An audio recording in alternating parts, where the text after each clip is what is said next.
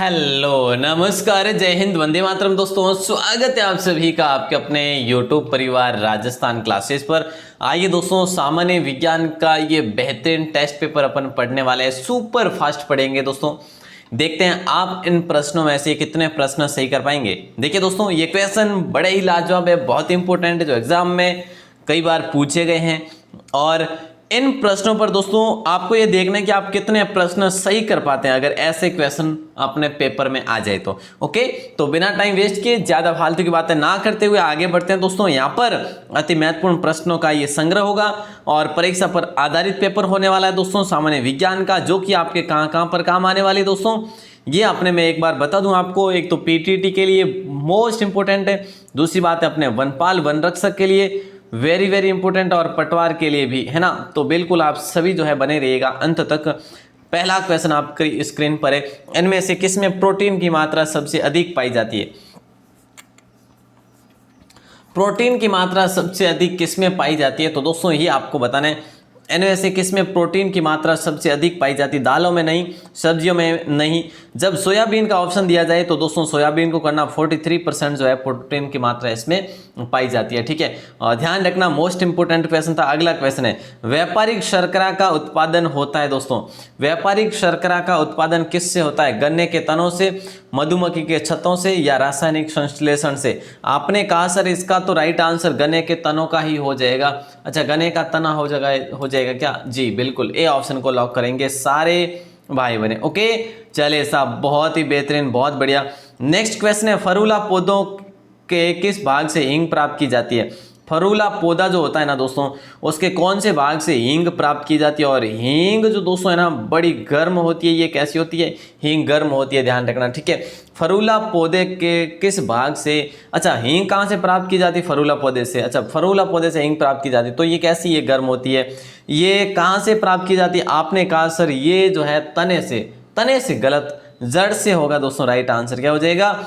जड़ से हो जाएगा राइट आंसर। मैं आज आपको सुपर फास्ट दे रहा हूं दोस्तों, क्या सुपर फास्ट दे रहा हूं, तो बस अंत तक बने रहेगा। निम्न में से विटामिन सी का स्रोत जो है ना वो कौन सा हो जाएगा?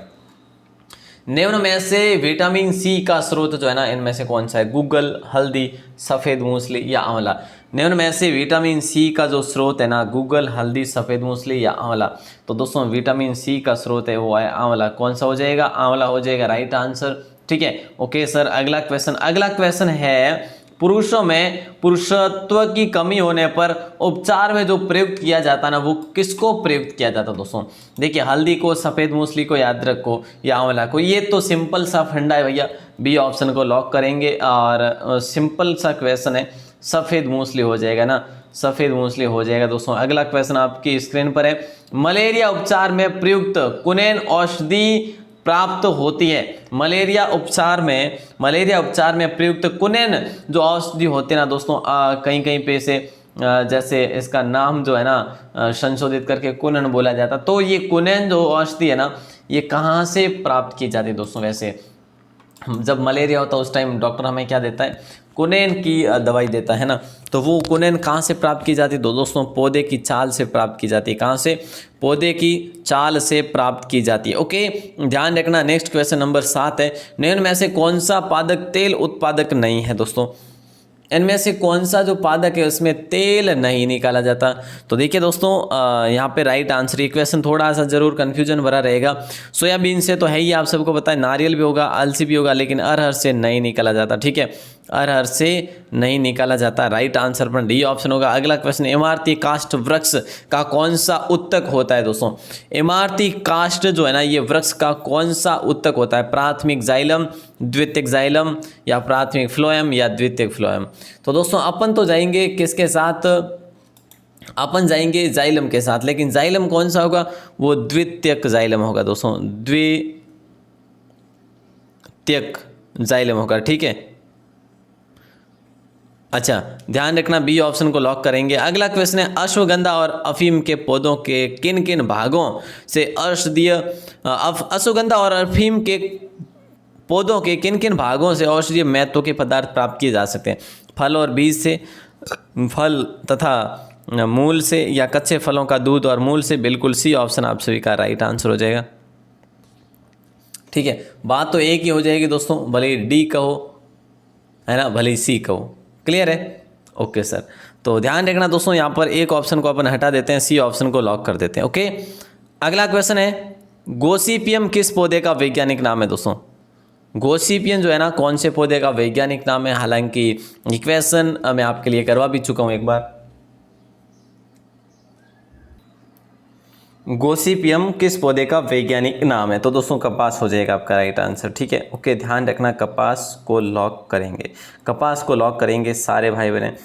नेक्स्ट क्वेश्चन है, किसी चालक का विशिष्ट प्रतिरोध निर्भर करता है दोस्तों चालक की लंबाई पर, चालक के अनुप्रस्थ कट के क्षेत्रफल पर, या चालक के पदार्थ पर, या चालक की आकृति पर। किसी चालक का विशिष्ट प्रतिरोध निर्भर करता है दोस्तों, वो करता है अपने चालक के पदार्थ पर। राइट आंसर होगा जाएगा आप सभी का सी ऑप्शन। ठीक है, अगला क्वेश्चन आपकी स्क्रीन पर है, शुद्ध शहद सुरक्षित रह सकता है? शुद्ध जो शहद है ना, ये सुरक्षित रह सकता है कुछ दिनों तक, या कुछ माह तक, या कुछ वर्षों तक, या हजारों वर्षों तक। बिल्कुल आसान क्वेश्चन है। शुद्ध शहद जो है ना, ये हजारों वर्षों तक भी रह सकता है। तो राइट आंसर, शुद्ध शहद अगर है तो वो हजारों वर्षों तक भी रह सकता है। चलिए, तो डी ऑप्शन खराब नहीं होता। अगला क्वेश्चन है, रेशम कीट पालन का प्रचलन सर्वप्रथम किस देश में हुआ माना जाता है? देखिए दोस्तों, रेशम कीट जो पालन है ना, सबसे पहले कौन से देश में माना जाता है? चीन में, भारत में, इंग्लैंड में, या जापान में? दोस्तों रेशम कीट का पालन सर्वप्रथम जो है ना, चीन में माना जाता है। कहाँ से? चीन से माना जाता है। ठीक है, ध्यान रखना, अच्छा क्वेश्चन है। और अगला क्वेश्चन है, मछली पालन से प्रमुख रूप से हमें क्या प्राप्त होता है? देखिए दोस्तों, आसान क्वेश्चन है। मछली पालन से प्रमुख रूप से क्या प्राप्त किया जाता है? बेचारे मछलियों को जो है मारा जाता है, लेकिन उसके बावजूद भी उससे प्राप्त क्या होता है? उर्वरक प्राप्त होता नहीं है, न ही कोई प्रसाधन प्राप्त होता है, न ही कोई जो है औषधियाँ। जो प्रमुख रूप से जो प्राप्त होता है वो भोजन ही होता है, और भोजन तो भैया जी चलिए अलग अलग सभी के हैं। अगला क्वेश्चन है, किससे विटामिन युक्त तेल प्राप्त होता है? दोस्तों ये बताइए, किससे जो है विटामिन युक्त तेल प्राप्त किया जा सकता है? विटामिन युक्त तेल किससे प्राप्त किया जा सकता है? कुट से नहीं, गाय से भी नहीं, गलत, मधुमक्खी से भी नहीं। यहाँ पे तो बिल्कुल सिंपल सा फंडामेंटल है, ये भी ऑप्शन लॉक हो जाएगा। मछली से जो है विटामिन युक्त तेल प्राप्त किया जा सकता है। नंबर 16 क्वेश्चन है आपकी स्क्रीन पर, जल्दी से जवाब देना है, फिर आगे बढ़ते हैं। देखिए, मधुमक्खी पालन एपीकल्चर है। ठीक है, मधुमक्खी का पालन अपन किस में करते हैं? मधुमक्खी पालन का अध्ययन किस में करते हैं अपन? एपीकल्चर में करते हैं, एपीकल्चर में करते हैं। यूं ही देखा जाए तो केंचुआ पालन का जो अपन अध्ययन करते हैं ना, वो एंटोमोलॉजी में करते हैं, या एनिमल कल्चर में, या वर्मी कल्चर? बोले सर वर्मी कल्चर होगा यहाँ पे। तो चलिए बहुत बढ़िया, जो भी भाई ने ए को छोड़ के, बी को छोड़ के सी के साथ आ रहे हैं, बिल्कुल सही है ना। चलो अगला क्वेश्चन है आप स्क्रीन माते का, ये अगला क्वेश्चन देखो, दीमक, तितली, मक्खियों आदि के अध्ययन को कहते हैं? दीमक हो गया, तितली हो गई, मक्खियाँ हो गई, इन सभी के अध्ययन को एंटोरोलॉजी कहते हैं या एपीकल्चर कहते हैं? एपीकल्चर तो अभी अपन ने बात कर ली, एपीकल्चर जो है मधुमक्खी पालन है। ठीक है, तो दोस्तों ये एंटोमोलॉजी हो जाएगा राइट आंसर। क्या हो जाएगा? एंटोमोलॉजी हो जाएगा सर। चलो बहुत बढ़िया, अच्छो की बात है जी, यानी अगर आप ए ऑप्शन कर दिया हो तो एनु छो की बात और की हो ही नहीं सके। अगला क्वेश्चन है, निम्न में से असत्य जो है ना वो कौन सा है? सुपर फास्ट है भैया, सुबह की क्लास लगभग जो है ना मैं आपको सुपर फास्ट ही देता हूँ। निम्न में से असत्य जो है ना, मधुमक्खी पालन दोस्तों ये तो सही है, रेशम कीट पालन सेरिकल्चर ये भी सही है, ये भी सही है, मत्स्य पालन पीसी कल्चर ये भी सही है, फलों का अध्ययन एक्वा कल्चर में नहीं होता दोस्तों। तो सर फलों का अध्ययन किस? अरे भाई साहब, फलों का अध्ययन पोमोलॉजी में होता है दोस्तों। फिर वैसे यूं ही नहीं कि मतलब सुपर फास्ट, एडवांस थोड़ा बहुत देखना भी पड़ेगा। और ये एक्वाकल्चर में क्या होता है पता है आपको? जलीय जीवों के अध्ययन को, या फिर हम कह सकते हैं जलीय पौधों की खेती वगैरह, वो एक्वाकल्चर में आते हैं। ठीक है, चलो साहब अगला क्वेश्चन है। अगला क्वेश्चन आप स्क्रीन माते यूं मंडरा रही हो, कई पूछ रही हो आप यूं पूछ रही हो कि भाई रेशम का कीट किस पौधे की पत्तियों पर रहता है? रेशम रो जो कीट होया करे ना कौन सी पत्तियों मात्र रिया करे? देखो शहतूतरी पत्तियों मात्र रहे, या पचे अपने पीपल पत्तियों मात्र रहे। पीपल पत्तियों मात्र कभी देखियो कौन सा, बरगदरी पत्तियों माते कौन देखियो, और बेरी पत्तियों माते भी कौन देखियो। तो अपने राइट आंसर क्यों हो जावेला? ए ऑप्शन हो जावेला। ठीक है सर, शहतूत की पत्तियों पे क्या? जी बिल्कुल। अगला क्वेश्चन, निम्न में से असत्य है। देखिए दोस्तों, निम्न में से असत्य है। एंटोमोलॉजी कीटों का अध्ययन देर का है, मिर्मिकोलॉजी चींटियों का अध्ययन देर का है, कार्सिनोलॉजी केकड़ों का अध्ययन देर का है और एंथोलॉजी मकड़ियों का अध्ययन। निम्न में से जो असत्य है ना वो है एंथोलॉजी। एंटोमोलॉजी कीटों का अध्ययन सही है, मिर्मिकोलॉजी चींटियों का अध्ययन सही है, कार्सिनोलॉजी केकड़ों का अध्ययन ये भी सही है, एंथोलॉजी जो है ना ये मकड़ियों का अध्ययन नहीं है, है ना। मकड़ियों के अध्ययन को तो अपन कह सकते हैं, मतलब क्या कह सकते हैं, एरेक्नोलॉजी कह सकते हैं ना, एरेक्नोलॉजी कह सकते हैं। और एंथोलॉजी में दोस्तों क्या होता है पता है आपको, एंथोलॉजी में पुष्पों का अध्ययन होता है। किसका? पुष्पों का अध्ययन होता है। अगला क्वेश्चन है, फर्न क्या है दोस्तों?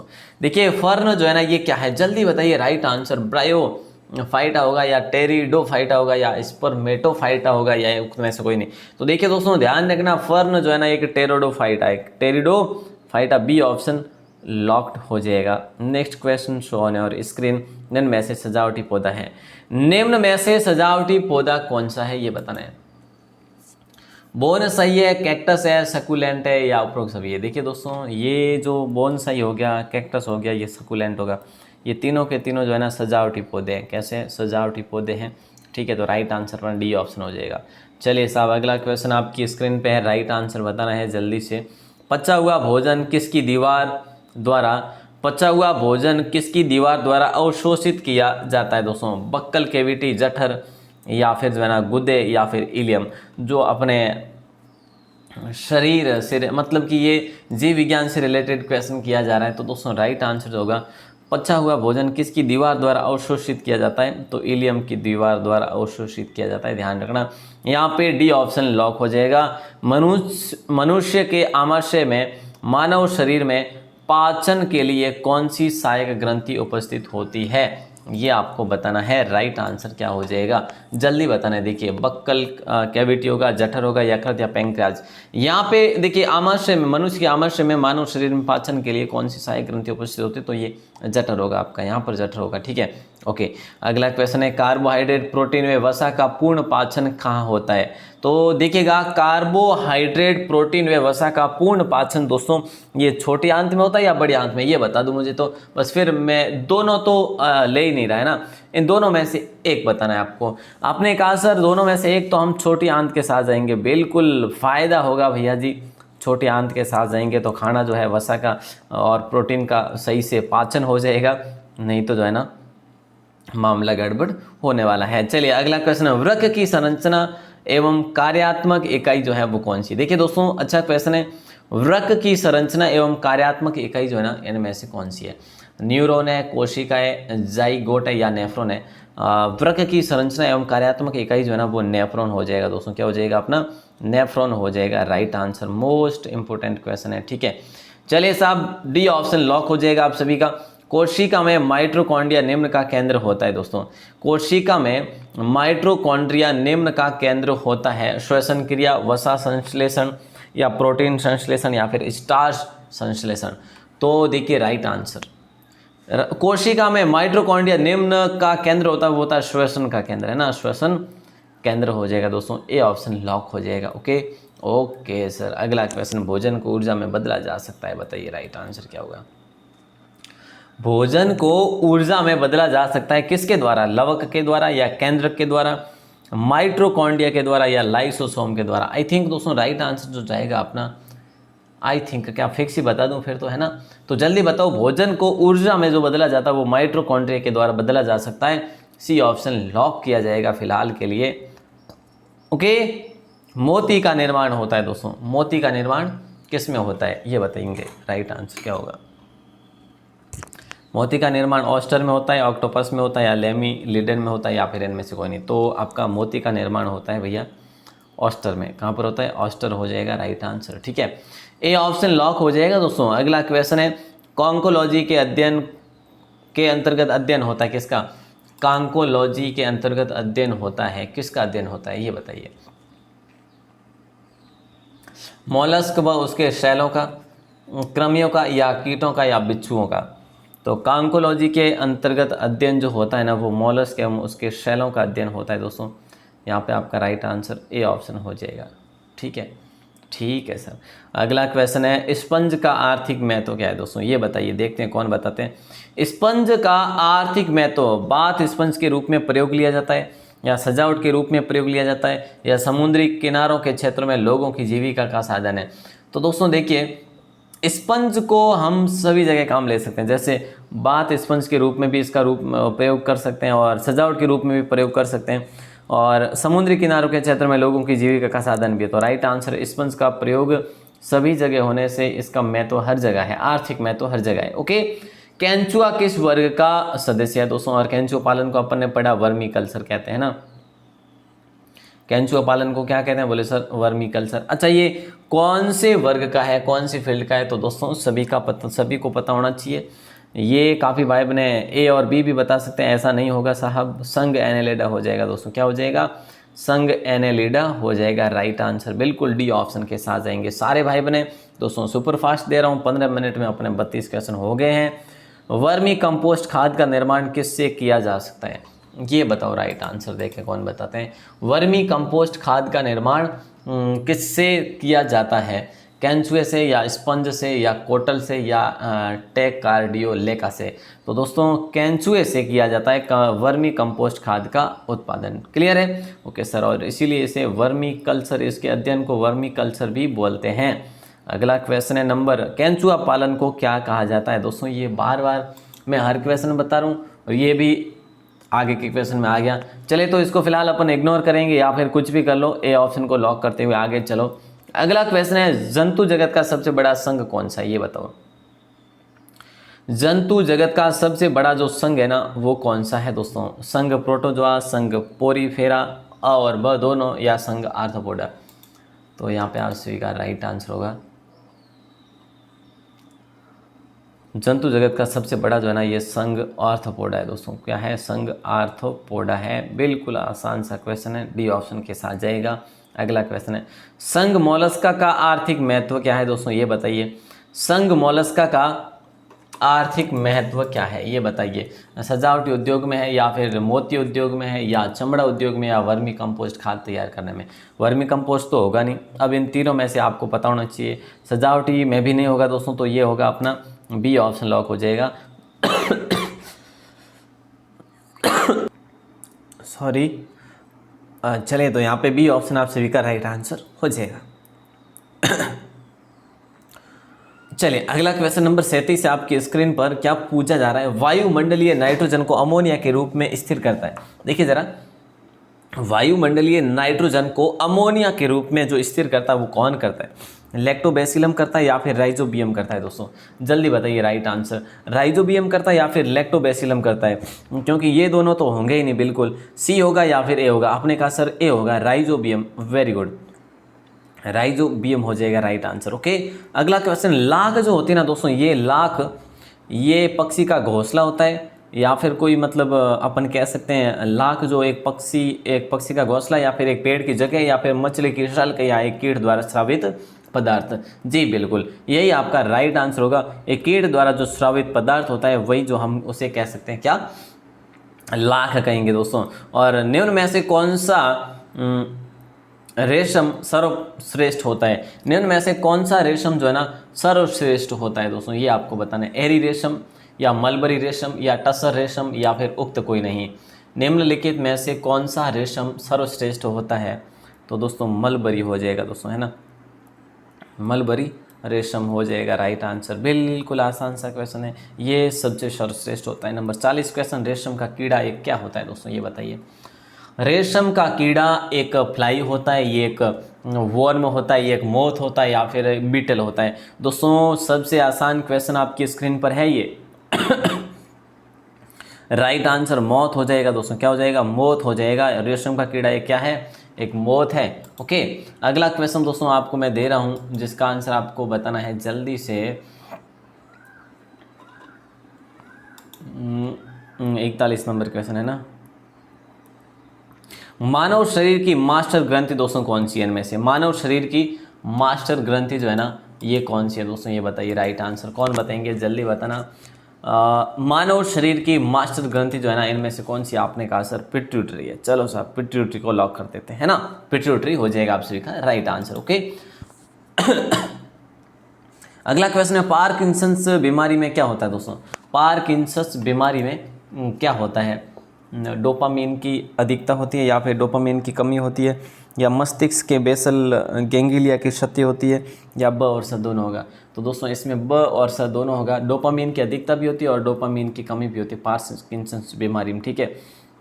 इकोसिस्टम शब्द किसने दिया था ये बताइए। 43 नंबर आंसर देना है आप सभी को। इकोसिस्टम जो है ना दोस्तों, ये शब्द किसने दिया था? मतलब अपन कह सकते हैं खाद्य श्रृंखला, है ना, तो पारिस्थितिकी तंत्र कह सकते हैं, सॉरी। तो अपना ये बी ऑप्शन हो जाएगा। टेंस लेने दिया था दोस्तों, किसने दिया था? टेंस लेने। अब आपको मैं क्वेश्चन दे रहा हूँ, और ये अगला नंबर 44 कि पारिस्थितिकी तंत्र में ऊर्जा का स्रोत जो है ना वो कौन सा है? पारिस्थितिकी तंत्र में ऊर्जा का जो स्रोत है ना वो कौन सा है? उत्पादक है, अपघटक है, या प्राथमिक उपभोक्ता है? आपने कहा सर ये सूर्य हो जाएगा। ऊर्जा का महत्वपूर्ण और मुख्य स्रोत दोस्तों यही है ना, कौन सा? सूर्य है। अच्छा, लास्ट क्वेश्चन दे दूं आपको। चलो, निम्न में से अजैविक घटक नहीं है दोस्तों, अजैविक घटक नहीं है। प्रोटीन, क्लोरोफिल, बैक्टीरिया, प्रकाश। दोस्तों ये आसान क्वेश्चन है, ये आसान क्वेश्चन है। वैसे निम्न में से अजैविक घटक नहीं है, घटक नहीं है, तो बैक्टीरिया अजैविक घटक नहीं है, बाकी सारे हैं। एक क्वेश्चन मैं आपको दे रहा हूँ जिसका आंसर आपको बाहर आके कमेंट सेक्शन में देना है ना, जिसका आंसर आपको बाहर आके कमेंट सेक्शन में देना है। दोस्तों आज की क्लास कैसी लगी वो हमें ज़रूर बताएं। दोस्तों आज की क्लास कैसी लगी ज़रूर बताएं कमेंट सेक्शन में। और अगर आप पहली बार हैं राजस्थान क्लासेस पर तो सब्सक्राइब कर लेना, बेल प्रेस भी दबा देना। अपनी सुबह एक तो 9 बजे क्लास होती है जो PTT वनपाल वन रक्षक पटवार के लिए जो है, उसके बाद 6 बजे जो क्लास होती है वो सभी के लिए होती है वनपाल को छोड़ के, और उसके बाद जो 9 बजे क्लास होती है रात की वो बिल्कुल सभी के लिए BSTC, PTT, पटवार, वन रक्षक वगैरह, ठीक है। फिलहाल ये क्लास का टाइम है। वेबसाइट अगर आपने अभी तक विजिट नहीं किया तो दोस्तों राजस्थान क्लासेज, यहाँ पर आपको नोट्स मिल जाएंगे, जो भी नोट्स आप लेना चाहते हैं ना, ये .in ये वेबसाइट है। वैसे आप लिंक जो है ना डिस्क्रिप्शन में भी दे रखा है, वहाँ से भी आप विजिट कर सकते हैं। टेलीग्राम वगैरह किसी को ज्वाइन करना हो तो दोस्तों यहाँ पर ये व्हाट्सएप नंबर है राजस्थान क्लासेज के, मैसेज आप लोग कर सकते हैं। अपना नाम और ज़िला बताना है आपको ज़रूर, है ना। चलिए तो आगे बढ़ते हैं दोस्तों। आज का क्वेश्चन मैं आपकी स्क्रीन पर दे चुका हूँ। नंबर 47 का राइट आंसर बाहर आके कमेंट सेक्शन में बताना है। क्वेश्चन ये है कि एल्टोनियन, क्या है ये क्वेश्चन? हाँ, एल्टोनियन पिरामिड की अवधारणा किसने प्रस्तुत की थी? इसका आंसर आपको बताना है। राइट आंसर बाहर आके कमेंट सेक्शन में बता देना है। उम्मीद है क्लास अच्छी लगी है, अच्छी लगी हो तो लाइक वही कर लेना, अपने दोस्तों को शेयर ज़रूर कर लेना। बहुत बहुत धन्यवाद। लेकिन आज बता दूं दोस्तों, वेबसाइट पर आपको हिंदी की एक बड़ी PDF मिलेगी जो मेरे खुद के द्वारा बनाई हुई है। मेरे खुद के द्वारा जो लिखित हस्तलिखित नोट्स हैं वो आपको मिलने वाले हैं दोस्तों, बिल्कुल फ्री। कहाँ पर मिलेंगे? वेबसाइट पर। कितने बजे? 1 बजे मिलेंगे दोस्तों। तो वेबसाइट को जो है सब्सक्राइब करके रखना। अगर नोटिफिकेशन ना आए तो भी आपको 2 बजे जो है कहाँ पर जाना है? वेबसाइट पर जाकर, मैंने कल जैसा कि आपको बताया था रिसेंट पोस्ट पर जाना है, वहाँ पर आपको रिसेंट पोस्ट पर हिंदी के नोट्स की लिंक मिल जाएगी। ओके साहब, बहुत बहुत धन्यवाद।